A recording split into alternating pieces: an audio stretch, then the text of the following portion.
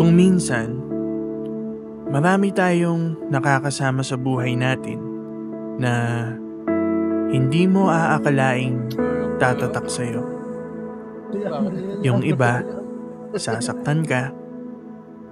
Yung iba, sasaktan mo. May pagbibigyan ka ng aral. At sigurado namang may magbibigay din ito sa'yo. Pero sa kabila ng lahat ng ito, huwag kang matakot na palaging sumubok.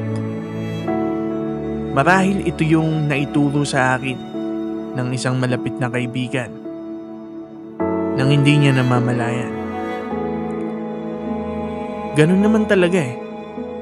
Hindi natin alam na meron pala tayong impact sa isang tao.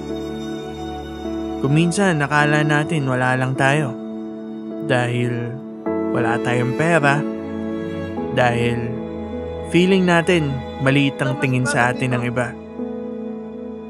Pero sa maniwala ka o hindi, ay meron pa ding isang tao na inspirasyon ka.